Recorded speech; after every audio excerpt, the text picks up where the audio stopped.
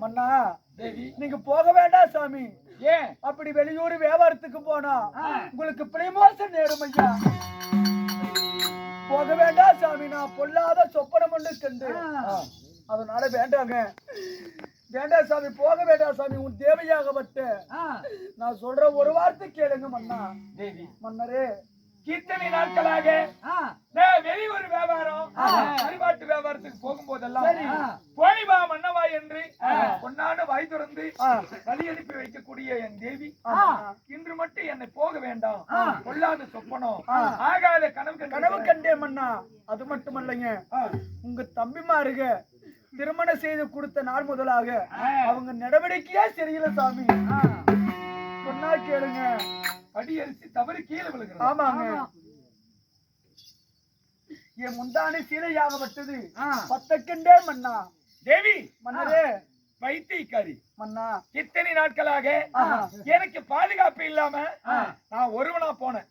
அன்னைக்கு போயிட்டு வான்னு சொன்னேன். சரி, இன்னைக்கு என் தம்பிங்க 2 சிங்கத்தை போல சிங்க குட்டிகளை என் கூட கூட்டிட்டு போறேன்.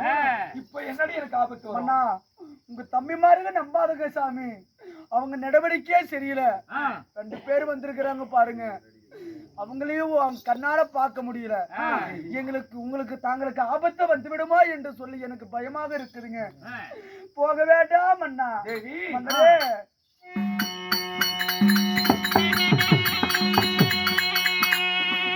தேவி கண்டகரி சைனமெல்லாம்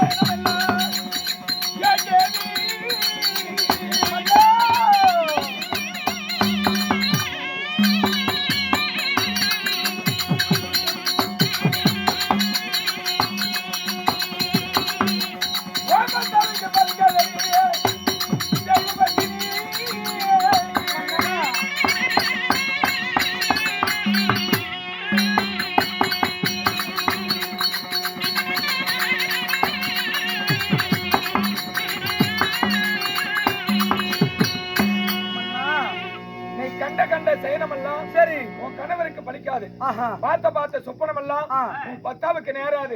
அதனால என் தம்பிங்க கூட இருக்கும் போதே ஒண்ணு வராது. அப்படியா மன்னரே? பதனமாக இருங்க சார். மனைவி மகளை விட எனக்கு என் தம்பிங்க தான் பெருசு. அதனால பதனமாயிரு. கட்டி சாதம் செய்ய முடியுமா மன்னா? கட்டி சாதமா? நிறமாத கர்ப்பிணியாக இருக்கிற நான் எந்த வேலையும் செய்ய முடியாது சாமி. சரி, கவலைப்படாது. என் தம்பி பொண்டாட்டி இருக்கிறாங்க, உன்னை விட என் மேல அதிக பாசம். சரி, அதனால அவங்கள நம்பி போறேன். அவங்க என்ன எங்க கொண்டு போய் சேர்த்துறாங்கன்னு பாரு. அப்படியே ஆகட்டும் அண்ணா. போயிட்டு வரேன். போயிட்டு வாங்க.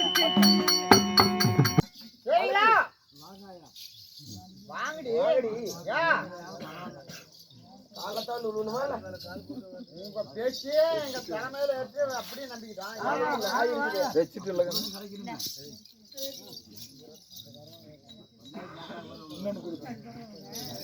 ஏங்க எதுக்கு எங்களை கூப்பிடுறீங்க? என்ன கூப்பிடுறீங்க? ஆனா கட்டு சாதம் கட்டணும் வியாபாரத்துக்கு போறோம் அண்ணனோட பார்த்தா உங்க நீங்க வேண்டவே வேண்டாம் எங்களை அடிச்சு துரத்துனீங்க. இப்ப எதுக்கு கூப்பிடுறீங்க? வேணும்னா உங்களுக்கு வரவே வேண்டாம்னு அடிச்சு துரத்துறதுக்கா? நாங்க என்ன வீட்டு ஆளுக்காரங்களா வேலைக்காரங்களா? எனக்கு செய்யற வேலையில நீங்க சொல்ற வேலையில நாங்க செஞ்சுட்டு இருக்கிறதுக்கு அறியாத புத்தினால தெரியாதவங்களை அடிச்சு தான் செய்துட்டோம். அனுப்பிச்சுங்க. ஏண்டி ஒரு டைம் அனுப்பி கேக்குறாங்க, மனுஷன் தான் விடலாம? சரி கட்டு சோறு தானே செய்யணும். ஒரு நிமிஷம் போருங்க தம்பி.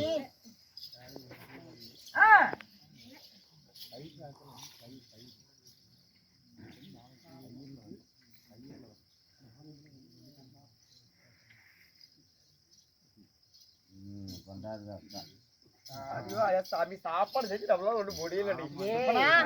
இங்க பாரு. ஆமா இவனுங்க நம்ம என்ன சொன்னாலும் கேக்குற மாதிரி தெரியல. இவனுங்களை எதுக்கு நம்ம கேட்டுட்டு நாம வச்சிடலாம்டி. தக்காளி சோறு செஞ்சிருக்கிறோம், தயிர் சோறு செஞ்சிருக்கிறோம், ஆமா என்ன புளி சாதம் செஞ்சிருக்கிறோம். இந்த தயிர் சாதத்துல தான் நான் விஷத்தை வச்சிருக்கிறேன். எப்படி சொல்லாத பிடிக்காத வச்சுட்டியாடி? ஆமா இருடா உனக்கே தெரியாது, அதனால உனக்கு தெரியாத மாதிரி நான் வச்சிருக்கிறேன். சரி இத நாம அவனுக்கு கிட்ட கொடுத்துடலாம். ஏங்க வாங்க. எங்க அவரு போயிட்டாரு தங்கச்சி புருஷன்? எங்க மன்னரே? ஏங்க நான் ஒண்ணு சொல்லுவேனா, கட்டிய பொண்டாட்டி வேணும்னா இதெல்லாம் நீங்க கேட்பீங்க. கேட்டுதான் ஆகணும். சரியா தம்பி? என்ன இருந்தாளா எங்க அண்ணனிடத்துல போய் சொல்லணும், இப்படி அறிமுகம் இல்லாமல் எங்களை அடித்து அதாவது செய்து பணத்தை பிடிக்க விட்டாருங்க, எங்களை அறிமுகப்படுத்துங்க அண்ணா அப்படின்னு சொன்னோம். சரி சரி உங்களை அறிமுகப்படுத்துறோம், நாங்க தங்கல் வியாபாரத்துக்கு போவோம். அவங்க அண்ணி மாசமா இருக்கிறா, அண்ணால சாதம் சமைக்க முடியாது, உங்க மனைவி இடத்துல சொல்லி சாதம் சமைச்சு எடுத்து வாங்கப்பா அப்படின்னு சொல்லியிருக்கார்கள். ஏங்க உங்க பொண்டாட்டி உங்களை விட கெட்டிக்காரீங்க. நீங்க வந்து சொல்றதுக்கு முன்னாடியே எங்க மச்சாண்டாருக்கு நாங்க சேர்த்து சமைச்சு எடுத்துருவோம். கட்டு சாதம் கட்டி கொடுத்தால் போதும். அதனால கட்டி கொண்டு வந்துட்டு கட்டு சாதத்தை நான் வாங்க. என்னென்ன சோறு செஞ்சிருக்க தெரியுமா? எப்படி? தக்காளி சோறு, தயிர் சோறு, புளி சோறு, லெமன் சாப்பாடு. ஆமா இந்த தக்காளி சோறத்தையும் தயிர் லெமன் அதெல்லாம் வேண்டாங்க. சாப்பாடு இங்க பாருங்க, இந்த புளி சாதத்தையும் நீங்க சாப்பிட்டுருங்க. இந்த தயிர் சாதத்தை உங்க அண்ணனுக்கு மட்டும் கொடுங்க. தயிர் சாதம் சீக்கிரமா போய் சேர்ந்துருவீங்க. நான் வந்து நீங்க நல்லா இருக்கணும், நீங்க நம்ம நாடு நல்லா இருக்கும், நம்ம ஊர் நல்லா இருக்கும், நம்ம பிள்ளைங்க எல்லாம் நல்லா இருக்கும், நம்ம மேலும் மேலும் நல்லா வளரணுங்கிறதுக்கோசரம் தயிர் சோத்துல நான் வெஸ்ட வச்சேன்.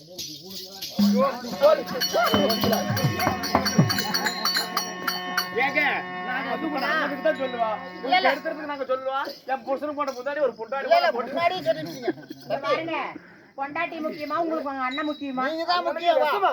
ஆமா ஆமா தம்பி, உலகத்தை கெடுக்க வந்த கோடாலி நல்லதுக்கு தான் சொல்றேன் தம்பி. உங்களுக்கு எடுக்கிறது நாங்க சொல்லவும் சொல்றது எல்லாமே பரவாயில்லதான்.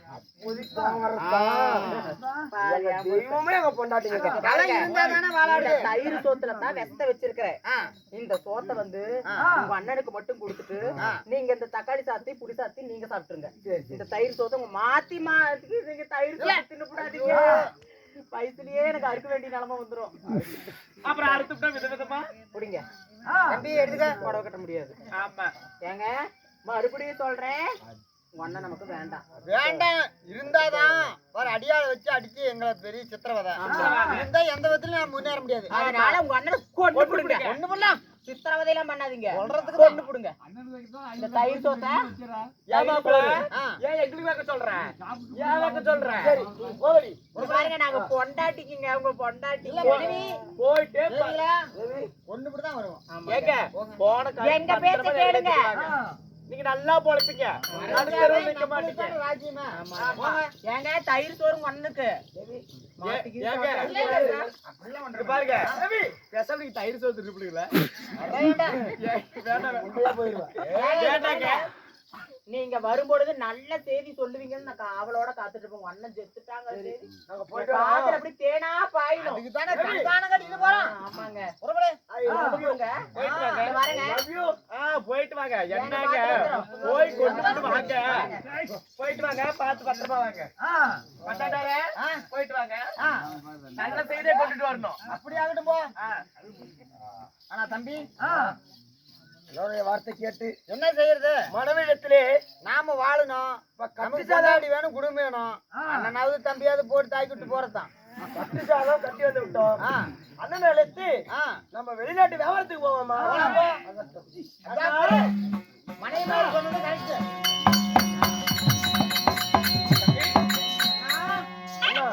மனைவியிடத்திலே சொல்லி நீங்க சொன்ன பிரகாரம் கட்டி தங்கள் வியாபாரத்துக்கு போறதுக்கு எல்லாம் ஏற்பாடு பண்ணிக்கலாம். ஏற்பாடும் தத்தமா இருக்கு. அப்படியா? 3 விதமான சாப்பாடு. அப்படியா? எனக்காக செஞ்சாங்களா? உங்களுக்காகத்தான்.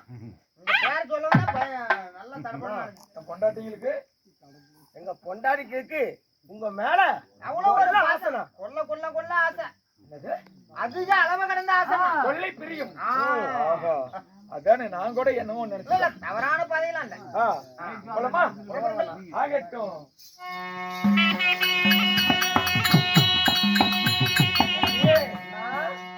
தம்பி கருவாட்டி வரோயாய்.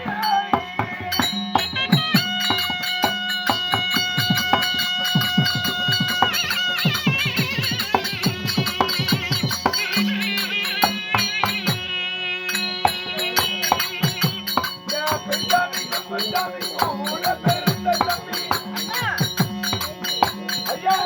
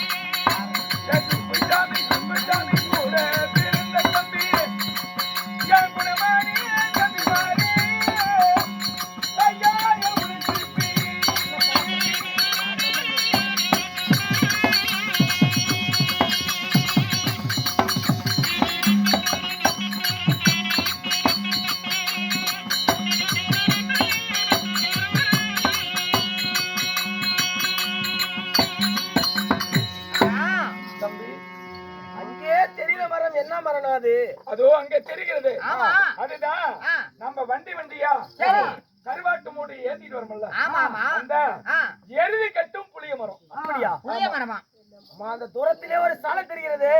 அது என்ன சாலை அது? அந்த சாலையில தான் ஆ. மழை மாறிக்கு வெயிலுக்கெல்லாம் ஓஹோ. பாதுகாப்பாக ஆ. கருவாட்டு மூடைய அடுக்கி வைக்கக்கூடிய இடம். ஆமா. சரி அண்ணா. அண்ணா, இடம் வந்தாச்சுன்னா அங்க ஒரு பெரிய சவணி கட்டளை சவணி இருக்கு. கட்டமா இருக்குது. அங்க ஒரு சவணி, குட்டை சவணி, பெரிய சவணி எல்லாம் இருக்கிறது. அது என்ன சவணி அண்ணா? அதுதான் வகை வகையான நம்முடைய மீன் கருவாடெல்லாம் ஆமா, ஆமா. வகை வகையா கொட்டி ஆ. விலை சொல்லி ஆ. விற்கக்கூடிய இடம். அப்படியா? அந்த இடம் தான் வியாபாரம். வியாபாரம் செய்யக்கூடிய இடம். ஆகட்டும் அண்ணா. சரி அண்ணா. தூர வழி நடந்து தொடையெல்லாம் நோயுது. பாத வழி நடந்து காலெல்லாம் வலிக்குது அண்ணா. அதனால நடக்கவே முடியல. கவலைப்படாதீங்க. பசியா இந்த வேற அணை இருக்குது. மீது, ஆ. மார் மீதும் தோல் மீதும் உங்களை தூக்கி கொண்டு ஆ. நான் இப்பொழுது கால்நடையா நடந்து வந்து ஆ. ஒரு குளத்துக்கு வந்திருக்கிறோம். ஆகட்டும். அதனால அது மட்டுமில்ல, பசிக்குதண்ணா. எங்களுக்கு நடந்து வந்து பசியாக இருக்கிறது அண்ணா. அப்படியா நடக்கவே முடியல. தம்பி, அப்பா அம்மா இறந்த பிறகு ஆ. பசி என்றால் என்ன என்று தெரியாம உங்களை வளர்த்தாங்க. எங்களுக்கு எதுவுமே தெரியாது. நீங்கதான். ஆனா இவ்வளவு தூரம் உங்களை கால்நடையாகவும் ஆ. வண்டி பயணமாகவும் அழைத்து வந்ததுனால சரி, பசி தாங்க முடியலன்னு கேக்குறீங்க. உண்மைதான். வாய் விட்டு கேக்குறாங்க. ஆ. அதாவது பசி இருந்தா பத்தும் பறந்து போகும். ஆமாங்க. பசி பத்து பதினஞ்சு நிச்சய அறியாது, நித்திர சுகம் அறியாது. அதே போல பசி வந்து விட்டது. நம்ம ஜாதியில ஆ. செம்படவ ஜாதியில மீன் தோக்கி மீனவர் குளத்துல கூழானாலும் குளிச்சு குடி. கந்தையானாலும் கதை கட்டு. நம்ம என்னதான் இருந்தாலும் நடுக்கடல்ல படகு ஓடும். அங்க போயிட்டு இருப்பாங்க. ஆமா. அந்த திருப்பி வந்தா தான் நமக்கு உயிர். உண்மைதான் உண்மைதான். ஆ? அப்படி இருக்கும்போது கூட அந்த கடல்ல குளித்துட்டு தான் சாப்பிடுறது வழக்கம். நம்ம செம்பட சாதியில. நம்ம சிவ பக்தர்கள். சரி. அதனால நம்ம ஜாதியில குளித்து நீராடி பிறகு நம்ம அனைவரும் சாப்பிடலாம். அப்படியே ஆகட்டும் அண்ணா. குளிக்கலாமா?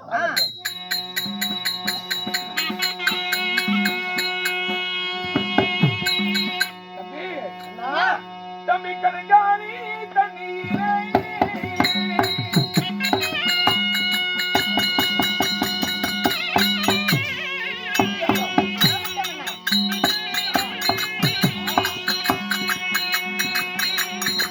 குஞ்சாமி குஞ்சாமி கூட பிறந்த தம்பி உங்களை கச்சிதமா குடிப்பாங்க தம்பி அப்பனராஜே.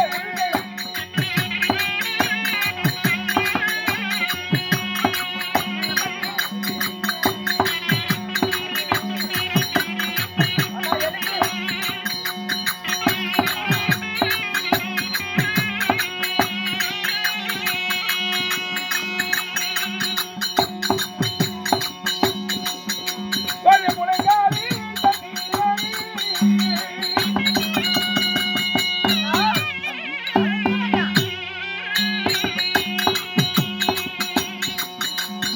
குஞ்சாமி குஞ்சாமி கூட பிறந்த தம்பி ஒரு முழுகி நீராடி தம்பி நீராடி.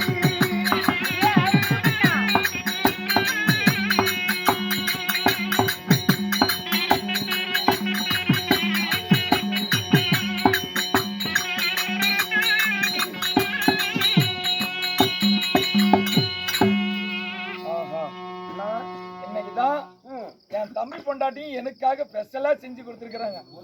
இன்னைக்கு ஒரு புடி புடிக்குன்னு என் தம்பி பொண்டாட்டி செஞ்சு சாப்பாடு. ஏன்னா திரும்ப என்னைக்கு சாப்பிட போறோம். அப்புறம் அங்கே குடும்பம் வந்ததுன்னு பெருசாகிக்கும். சாப்பிட முடியாது. இன்னைக்கு சாப்பிடுறது தானே. அதனால இன்னைக்கு ஒரு நாளைக்கு ஃபுல்லா சாப்பிட்டுக்கணும். பொண்டாட்டி சாப்பாடு ருசியே வேற. ஆமா.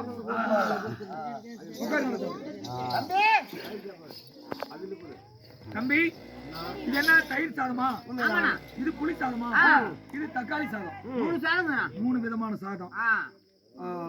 தயிர் சாதம்னா எனக்கு ரொம்ப பிடிக்கும். உண்மைதான். எனக்கு தயிர் சாதம் என்றால் உங்களுக்கு நன்றாக பிடிக்கும் என்று உங்களுக்காகவே தயிர் சாதம் சமைத்து கொடுத்திருக்கிறார்கள். தம்பி, ஆமாண்ணா. என் சுப்பண்ணா, அதாவது கூடி பிறந்துட்டோம். இனிமேலும் பிறக்க போறதில்ல, இறக்கத்தான் போறோம். அதனால அப்பா அம்மா என்னைக்கு இருந்தாங்களா அன்னையில இருந்து என் தம்பிக்கு தான் என் புள்ள. உண்மைதான். என் பிள்ளைங்க தான் என் தம்பிங்க அப்படின்னு சொல்லி வாழ்ந்துட்டேன். ஆமா, அதனால இதுக்கு மேலேயும் நான் அப்படிதான் நடந்துக்குவேன். அதனால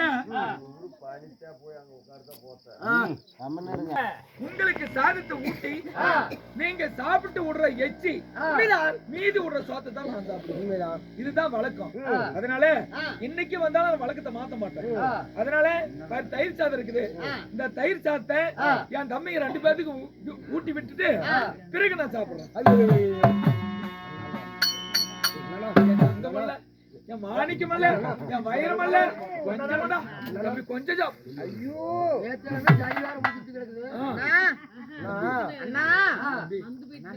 எருமுட்டாய் சாப்பிடுறான்.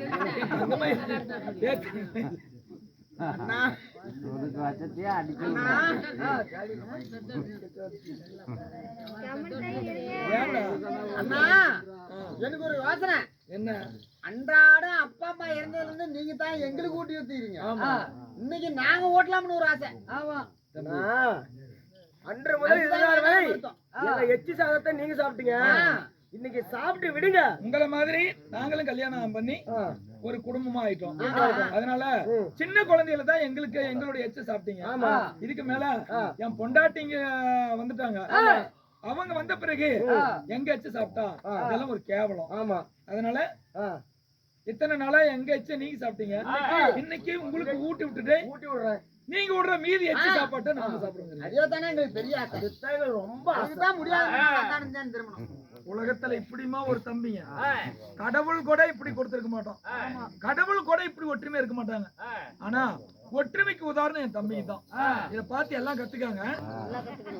செல்வண்ணா, இத பார்த்து 4 பேருக்கு சொல்லு, எல்லாம் தெரிஞ்சுக்கிட்டோம். ஏன் பிறந்தா என் தம்பி மாதிரி கூடி பிறக்கணும். என்னடா கேக்குற? அப்படியா? சரி, ஆசைப்பட்டீங்க, கூடி சாப்பிடும். வாசமா கொடுக்கறாங்க தம்பிங்க, அதை ஏன் நம்ம வேணாம்னு சொல்லுங்க?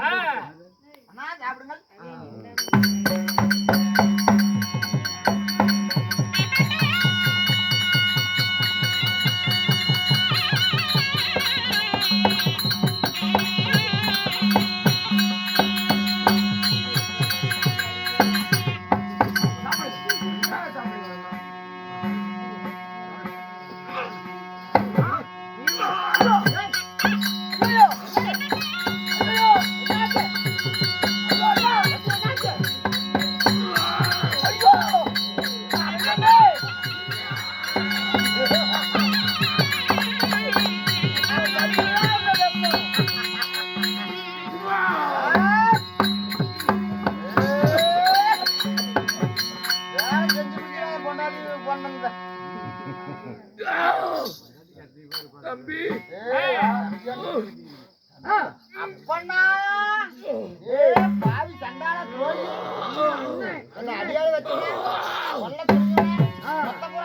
நினைச்சவன பாவி தம்பி. அட தாயாளி பையா, நீங்களா? நான் தாண்டா பாக்குறேன். உனக்கு நேரம் இளையம் அண்ணன்டா தம்பி. தாயாளி பையனா என்னடா அத்தத்தோட அடி வைக்கிறான். கொலைக்காரனை வச்சுட்டு எங்களை கொலை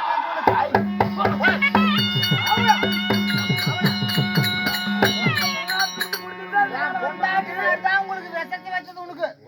நாங்க அதுக்குதான் நடிச்சு நாங்க தயிர் சாப்பாடு சாப்பிட மாட்டோம்.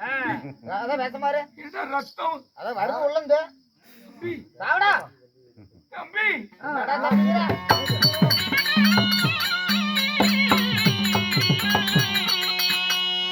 இருந்தா நாங்க படைக்க முடியாது தம்பி. நான் ஒரு பிடி சாகத்திலே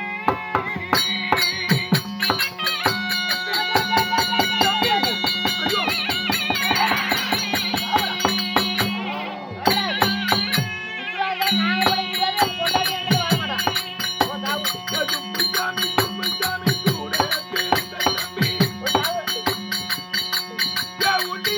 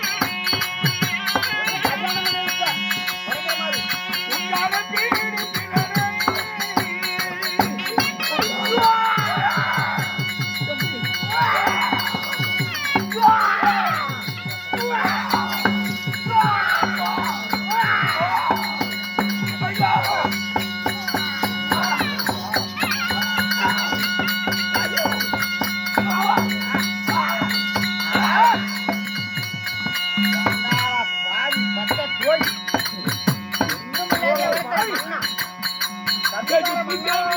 சாமி கூட பிறந்த தம்பி ஐயோ ஐயா கரீமியா எல்லாரவி தம்பி சுப்பனாய் என்னடா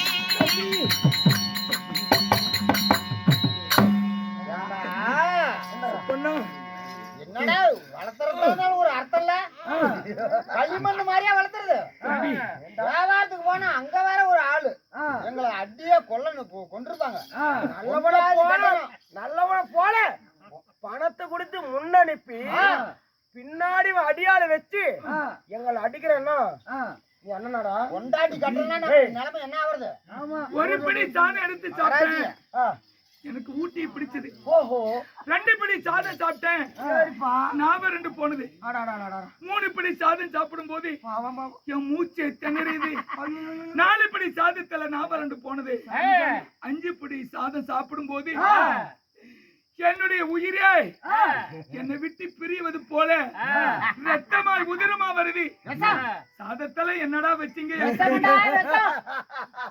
என் மனைவி மாதிரி தான் வச்சாங்க விஷம் செத்தாத்தான் நாம நல்லா இருக்கணும்னு சொல்லிட்டாங்க நீ செத்தாத்தான் நாங்க நல்லா இருப்போம் சொத்து வேணும் எங்களை ஏமாலே வளர்த்துக்கிட்டா சொத்துக்காக ஆசை வச்சு ஆமா ஏமாலே வளர்த்துட்டா சாவு என் பொண்டாட்டிக்கு ஆசைப்பட்டாங்க நீ செத்து போயிடணும்னு நீ செத்தாதான் நாங்க வாழ முடியும் சொத்துக்காக ஆசை வச்சு அயாளி பையா ஆதத்திலே நாங்க வெப்ப வைத்தவடா உங்களை எப்படி எல்லாம் வளர்த்திருப்பேன் எப்படி பண்ண ரத்தம் வரும்? என்ன நான் கொடுத்திருப்பேன் கொடுத்த நிறைய தாய் இல்லாத புள்ளன்னு சொல்லி உங்களுக்கு எந்த ஒரு குறையும் இல்லாத நான் தாய்க்கு தாயா தந்தைக்கு தந்தையா இருந்து நான் வளர்த்தனே ஏன் களிமண்ணா வளர்த்தன எங்களுக்கு ஒண்ணுமே தெரியலையே தம்பி ஆ?